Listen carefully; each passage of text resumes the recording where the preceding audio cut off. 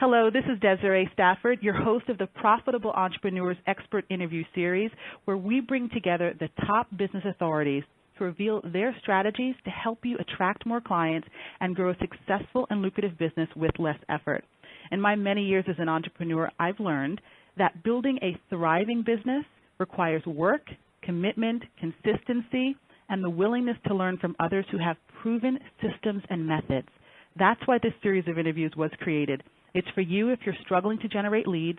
It's for you if you want to learn how to make more money and deliver more value to the clients you serve. So today we have the honor of welcoming best-selling author Ken McArthur. And he's going to be speaking about his book, Impact, How to Get Noticed, Motivate Millions, and Make a Difference in a Noisy World. Ken is a marketer. He's also the host of several live events that bring together top-level entrepreneurs, business owners, corporations, and nonprofit organizations to create multi-million-dollar joint ventures. That's huge. He creates incredible, intense impact for product launches and multi-million-dollar profits in surprisingly short time frames. Ken regularly speaks at leading marketing events. He has managed product launches that ranked in the top 400 sites on the Internet. He's also the creator of AffiliateShowcase.com, a pioneering affiliate program, search engine, and directory system, and the founder of the MBS Internet Research Center, which conducted the world's largest survey ever attempted on the subject of creating and launching successful information products. Most of Ken's work challenges us to realize that we all have an impact on the thousands of people that we touch in our day-to-day lives by demonstrating that simple things make a huge difference. Please join me in welcoming our special guest, Ken McArthur. Hello, Ken. Hi there. It's great to be here, Desiree. So fantastic to be able to spend a little bit of time with you. Oh, I appreciate that. You know, I read a very impressive bio. Congratulations on your huge success, by the way, of that best-selling book and the amazing events that you do. Well, thank you. You know, it's my honor to be able to do those kind of things. You know, we all make an impact, whether we want to or not, on the lives of thousands of people in our day-to-day lives. And I'm lucky to do that over and over again every single day, and I love that aspect. You know, being able to transform lives is an exciting thing to do. Yeah, it's so powerful, and it's so empowering that we have the ability to do that. So before we get into the content today and we talk more about your book and impact and things like that, can you tell us in your own words, who is Ken McArthur, and why are you so passionate about what you do? Well, I'm just an ordinary guy off the street, you know, just like everybody else. Everybody touches hundreds of lives, if not thousands of lives in their day-to-day life. And I first learned probably about creating impact when I was still a teenager, you know. I started out by trying to learn how to play guitar and sing a few songs. And I quickly discovered if you wrote your own songs that you could actually cover up some of the mistakes you made because nobody would know whether you were making a mistake or not. And, you know, I'd sit around and I discovered a really important thing, and that was if you sang sad songs to teenage girls that you could make them cry. And so that was my first experience in terms of having an impact. But actually, you know, sitting around the living room of different houses and singing to a group of mostly young women, but occasionally, you know, somebody else would come by. It wasn't the girls that actually taught me about impact. It was the high school hero. It was the president of our class, the guy who was the quarterback on the football team, who was already accepted into the Air Force Academy, the big success story on campus. And I remember he came out after I'd finished that session and met me on the porch, and he said, "Ken, you changed my life." And I thought for just a second, you know, I didn't really think that it was possible that I changed his life with just a few minutes of a teenage song, but I wondered. I thought, you know, what if I did change his life? What if he was out on a battlefield leading thousands of people or something like that, and I had said something that had an impact in his life? And I suddenly discovered, you know, that we all really have an impact whether we want to or not. And if we're going to have that impact, we've got the art, we've got the science, we've got the technology to make that impact so much bigger nowadays. And so I'm kind of on a mission to help people to do that, to spread the good stuff in the world, the things that really have value, that really make a difference to as many people as we possibly can, because the more good stuff we spread around, the better life is. Oh, I so agree. I love what you said, spread the good stuff. And that we are actually all making an impact, whether we know it or not. You know, one of the things, I have a background in communication science, and it has come to be so apparent to me that we all leave an impression, right? Whether we're aware of it or not, there's always a wake after our conversations with folks, and the ability to change people's lives. And sometimes we're like unsung heroes. We don't know the impact that we're having on people, but we do have it. So it's so important that you talk about that. Yeah, you know, we actually asked a group of people at a live event that I did, you know, who was the person that had the single most biggest impact in your life ever, and what did they do to have that impact? And it was all kinds of people from all kinds of walks of life, a teacher, a friend, a bum off the street maybe, and that person may not even be aware that they had the biggest impact in somebody's life ever. But the common thread that they had was that what they did to have that impact was usually just a simple, kind word at the right time of encouragement. You know, a teenage mother who discovered that she was pregnant and wasn't sure if she could get through it, and somebody came up to her and told her that she could get through that moment, and that she could have a life and she could build a life for her family. And you know, 20 years later, she was celebrating the fact that her daughter was graduating from college that week. So, you know, we can all say a kind word. We can all make a difference in somebody's life, and that's often the biggest impact that people have. And so many times, you know, it's just something that we say in passing, but yet it can have a huge impact, and you may not even realize that you've had that impact. Right. That's very inspiring. So can you share a few keys on how we can be more influential and get our ideas, you know, our products, our services out there to more people? How can we reach millions instead of thousands in a really noisy and overcrowded world? Well, it certainly is a noisy world. We're inundated with messages, and if you want your messages to cut through the clutter and to reach the people that you need, you know, there's some key things that really, really make a difference. The first thing is, if you want to spread your ideas and products and services out to the world, make sure that they're worth spreading, you know, make sure that they have some real value to them. It's not really that hard to spread the word on things that are valuable. You know, I use the illustration, if I were to give you a dollar, or if I were to talk you into giving me $1, Desiree, and then I immediately gave you $2 back, and then I talked you into giving me another $1, and I gave you back $2. You know, you'd probably keep doing that for as long as I'd be willing to give you back $2 for every dollar you gave me. And I probably wouldn't have any problem marketing that message. You know, I wouldn't have to write great copy. I wouldn't have to set up a viral system. The word would probably get out, Ken's giving $2 for every dollar, and, you know, the word would get around, and other people might try it out. And if I did the same thing for them, then there wouldn't be any need for a multi-million-dollar marketing campaign, you know, to make that spread. So the first thing we need to do is really start with value. But the other thing is that, you know, we have so many more connections today's society especially. You know, it used to be 6 degrees of separation, and now I think it's probably down to 2 to contact anybody in the world, you know, through all the different channels that we have available to us.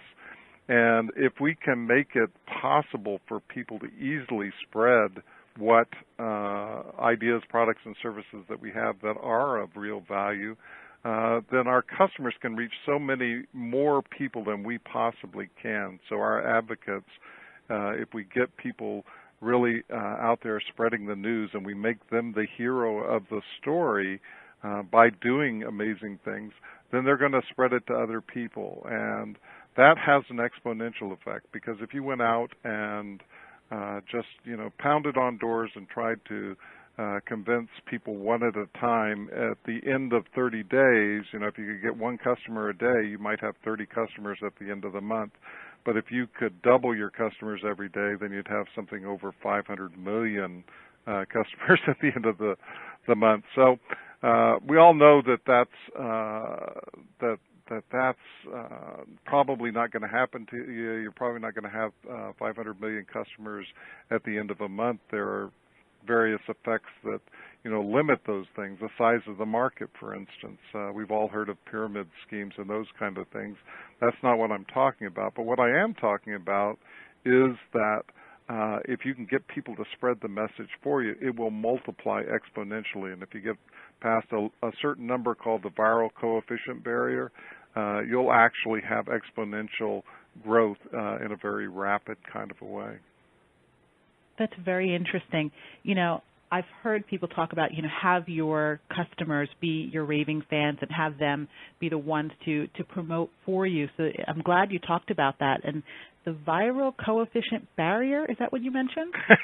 Yeah, it's a big sounding word, and actually if you looked it up online, you'd see an even more complicated formula. But here's what it actually is. If you can create something valuable and you can actually convince you can find 10 people that really want this, that's step number one.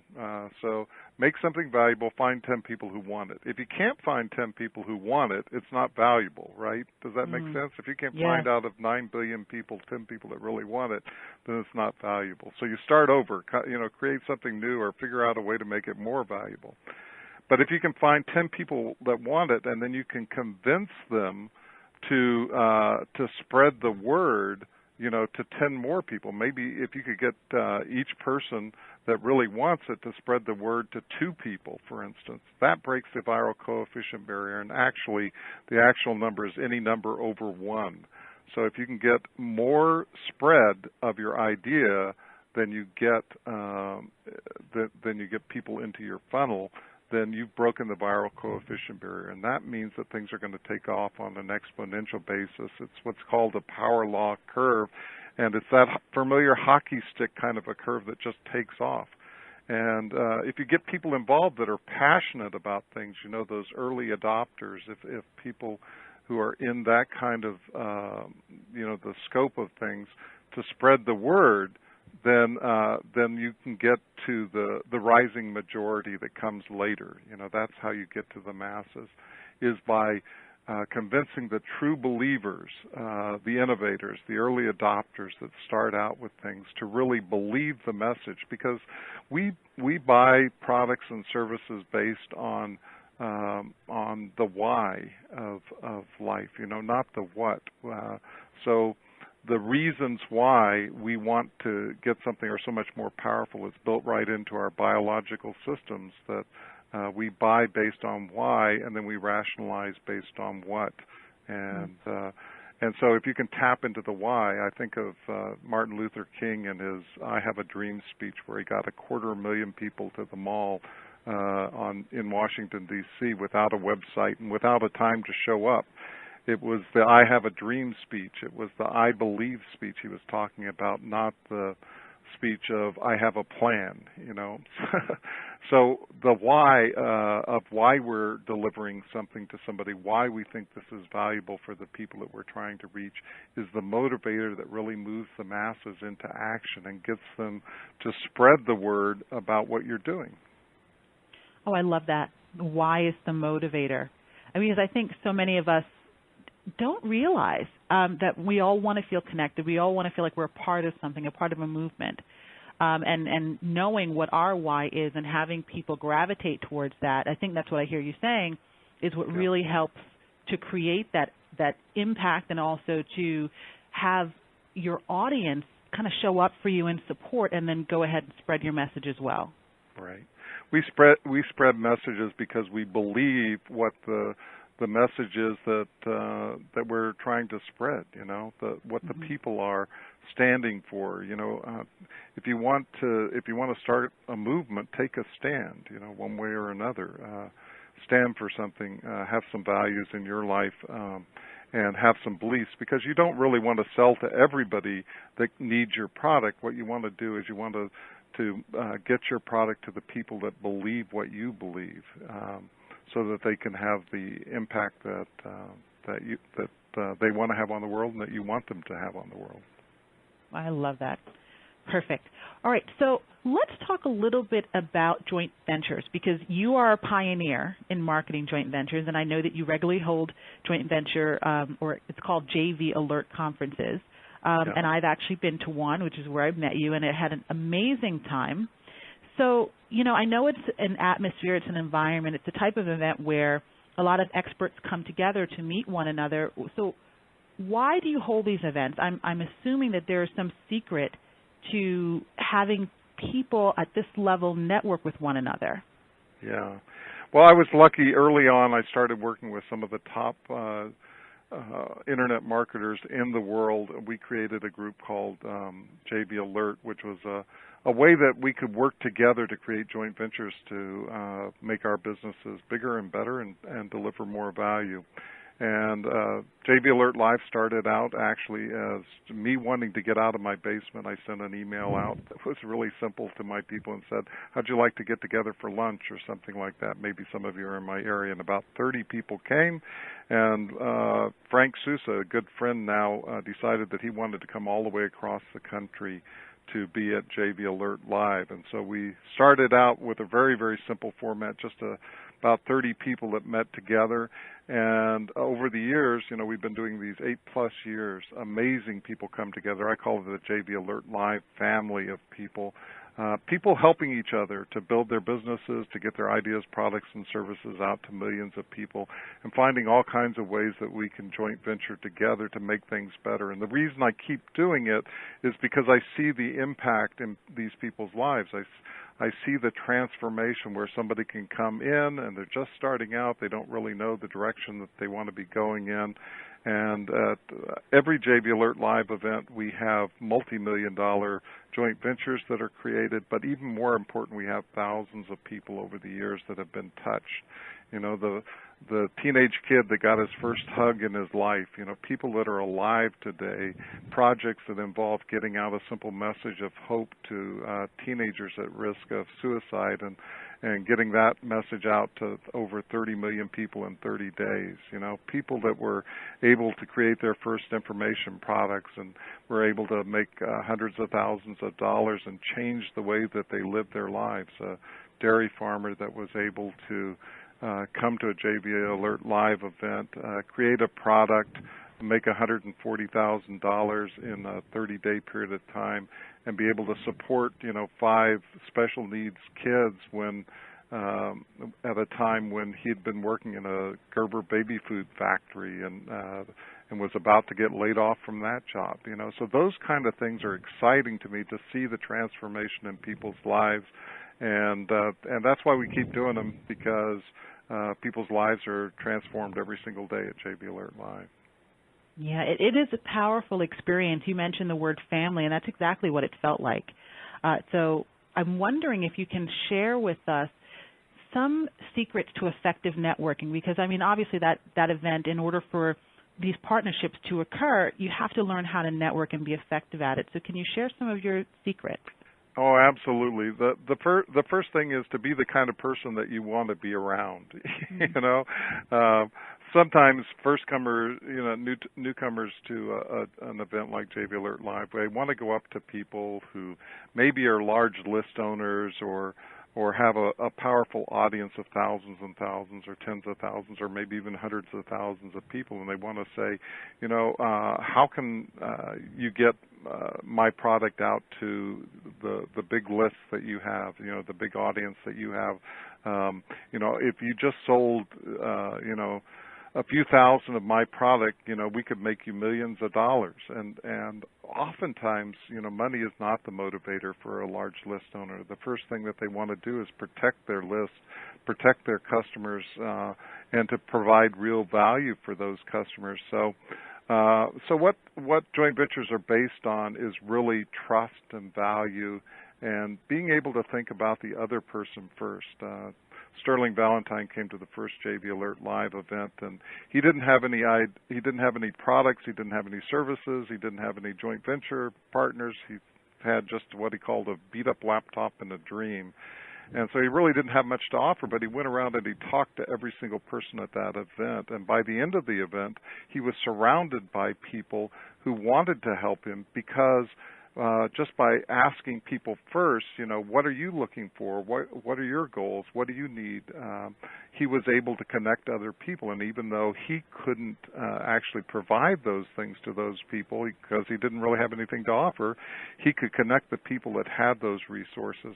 And doing that really, kind of turned him into the center of the entire event because people were surrounding him, wanting to be around with him because he thought of the other person first, and he delivered on what he promised. And, that's so rare these days. At the end of the next event, people surrounded Sterling Valentine. He was able to launch a campaign to build a product and make over $100,000 in 90 days, and people were there to help him every step of the way. So, that's the kind of attitude that makes networking at an event, so powerful, is being able to first think of the other person and be respectful of their time and their attention, and to try and deliver real value and to actually do what you say you're going to do and not overpromise and underdeliver. Those make a huge thing. That's rare in people in general, and if you're doing that, you're going to stand out with the most powerful marketers on the planet. Yeah, I really appreciate you making those statements. It's so important to serve first. I think that's what I hear you saying. Yeah. And in that story about being someone who's a connector, even if you don't have very much to offer in that moment, you can still try to help people and connect them and see what it is that they need and how you can create an impact, just like we talked about earlier, without even realizing how much of an effect that you have on others. So that was a really important story. Thank you for sharing that. So I wanted to talk to you about something else, and this is really about, it kind of leads into the whole thing that we were talking about with support and having people around you, mentors and folks who can really help you out when you're either just getting started or even if you've been in business for some time but you're trying to get to the next level. So I know that you've had mentors in your life along the way. Can you explain the importance of having mentors for you? Oh, yeah, absolutely. I was lucky. I started out with some great mentors, and I've had many along the way. There's lots of ways to find mentors. There are always people that are willing to help and share their experience, people who live have experiences and want to share them and to help other people. Those people are out there. And it could be a paid program, with somebody that has a professional mentoring program, or it could just be somebody that you met at church or something like that. My first two mentors were a couple of guys that the pastor at my church introduced me to. One of them actually invented the 401k plan. Wow. And the other one was a guy who had the second largest direct marketing company in the country. And if I'd known their experience before I met them, I probably would have been pretty intimidated to even talk to them. But they were so willing to help somebody that was just starting out, and made such a big difference. But there are lots of reasons why you want a mentor. I mean, I think just number one, somebody to listen to you. Sometimes it's hard. Our friends, our family may not understand what we're doing, and just having somebody there that is really aware of what you're trying to do and supportive of that makes a difference. Somebody learn from their experience. You don't have to experience everything in the world firsthand. Hopefully you don't have to jump off of a bridge to know that that's bad for you, Right. to help you avoid mistakes, to help you see opportunities, to help you increase your network of the people around you that may be able to help you, and to encourage you in your successes, motivate you when you're feeling down, and get you started. There's so many ways that mentors can really have a huge impact in your life. And if you don't have a mentor now, I'd really encourage you to hook up with somebody that's been through it before, that has systems and ways of executing that will shorten your learning curve and increase your opportunities and decrease the pain of going through the learning process. I definitely agree. I was actually just reading an article in Inc. magazine, and they were talking about, the emotional journey of being an entrepreneur. And this is something that a lot of people don't realize. You go into business because you're passionate about what you do. You're all excited, but not having a support system in place for those moments when it's like the dark night of the soul, it's really challenging to be in business. So I'm glad you talked about the importance of having a mentor and how it's impacted you in your life. So go ahead. Did you want to? I could always go on forever and ever, Desiree. Okay. Well, I wanted to ask you another question about achieving success. I know that you actually have 5 rules, or a rule of 5, in order to achieve success. Can you talk a little bit about that? Well, the rule of 5 is something actually that Jack Canfield developed. As he and Mark Victor Hansen were trying to get their book Chicken Soup for the Soul published. It was a long, hard journey for them, and they went through hundreds and hundreds of publishers before they actually got that book published. And what they developed was a rule of 5, meaning that each day they were going to do 5 things. It didn't matter whether it was a big thing or a small thing, but 5 things that would really move them towards their goal. Maybe it was doing an interview like I'm doing right now, or maybe it was completing a special report that they could put up on their site, or maybe it was talking in front of a group of people. But whatever, they had at least 5 things that they did every single day. And it's pretty amazing how that piles up. If you write 5 pages a day, you can have a book in no time. If you take 5 ways that to get more traffic to your website, then the traffic will exponentially grow. There's a guy by the name of John Kramer. He's actually speaking at the next JV Alert Live event. He wrote a book, 1,001 Ways to Market Your Book. And in that, he has over 1,001 ways in that book now. It's in multiple editions, been republished over and over again throughout the years. But if you actually went through and did every single one of those 1,001 ways, you would be a bestseller, guaranteed. Doesn't matter how bad your book is or anything else. Just going through that process of actually doing all those things would create a bestseller status for you. And so many of us don't take the steps to just methodically go through what I call checkbox marketing. Make a list of all of the things that you could possibly do, rank them in the order that's going to be the most effective for you and best match your goals, and then start going through them. And it's a cumulative effect. Those things add up. So if you seem to be everywhere at a particular point in time, then it's going to have a bigger and bigger effect, and pretty soon you'll just be overwhelmed with the results that you're going to be able to get out of it. I agree with that. I think what you talked about, listing and then ranking things and then going for it, it's important because so many of us, we have everything that we need to move forward and to be more successful, but we're not doing those things on a consistent basis. Yeah. And we're looking for the quick fix instead of waiting for the cumulative effect. So thank you for bringing that, bringing some clarity to that, because I think a lot of entrepreneurs, I'm sure the people listening as well, struggle with that. So we're at a point where we're getting ready to close, and I wanted to ask you a final question, that's what has been the biggest challenge that you faced in business, and how did you overcome it? Well, I think the challenge that anybody has is really figuring out, the core question of where you want to go and how you want to what you want to deliver. If you have the clear why in mind, if you know why you're doing what you're doing, if you actually get up and every day do the things that you're excited about, and if you plan for the idea that when you get to the end of your life, you're going to feel like you've done things that make you feel like you've lived and you've loved and you've made a difference, that's going to be a pretty good life. And so, the challenge is always to figure out what is the most effective way for me to have the impact in the world that I want to have, because I believe we all want to be significant in some way. We all want to have our time on earth matter and to make a difference in some way. If you can get a handle on the why you're doing what you're doing, So many times we want to know about the how and the what part of life, but the hardest question is always the why. The how and what are easy once you have in mind exactly why you're doing what you want to do.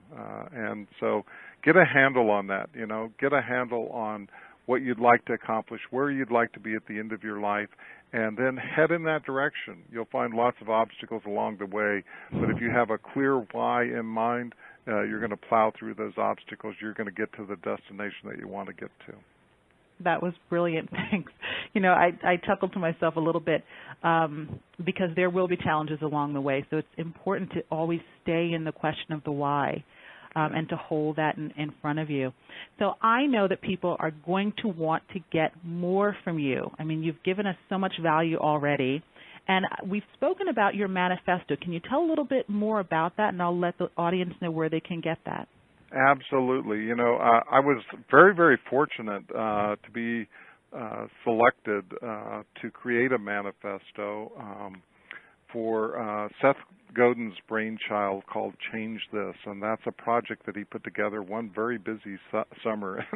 And if you know anything about Seth Godin, you know that he manages to do amazing things. He put together Squidoo in a summer, wow. with a couple of aides. One of his summers, he put together a project called Change This, which was all about creating magnificent manifestos, high-level works, and some of the top authors in the world, everybody from Guy Kawasaki to Seth himself to you name it, leading thought leaders have been published on that site. And it challenges you, something like the TED Talks, to put your best foot forward, to do your best work. And so I was lucky enough to have the Impact Manifesto selected for that project. And I'd really like to get it out to 1 million people. I think, it was just released. It was just released in the past couple of weeks, and we've already had something in the neighborhood of over 1,100 downloads of the Impact Manifesto. It's free to give away. You can distribute it on your blogs. You can print it out. You can post it wherever you want. You can't change it. You can't modify it, but you can certainly get the word out. And it's something that I believe will make a real difference because it talks about the way that we all have an impact, and I'd love to get that out to 1 million people. So if you get a chance, follow the link and download the manifesto because not only will you get something out of it, but I believe working together we can change the world and spread that thing around so that it can help other people. Well, thanks, Ken. I'm so glad that you've made that available. And for those of you listening, if you want to go ahead and download that manifesto and spread it, you can find it at DesireeStafford.com/Ken. And so, Ken, thank you so much again for being here. You've shared so much. We've covered how to get your ideas spread, to make sure that we're delivering value to people so that they become our advocates, make our customers the hero of the story, really learn how to connect with others, to be a great networker and provide service in advance. There were so many notes I took, I can't even get through them all. But wanted to thank you again for being here and sharing your insights with the audience. Thank you so much. This has been a great interview. You did a fantastic job. I really applaud you and the work you're doing. And I'm excited for all the good stuff that you're going to do in the future. Oh, thank you. Well, thanks, guys, for listening. Don't forget to download Ken's free manifesto. Until we speak again, I hope you're up to big, bold things in your life and in your business. Take care.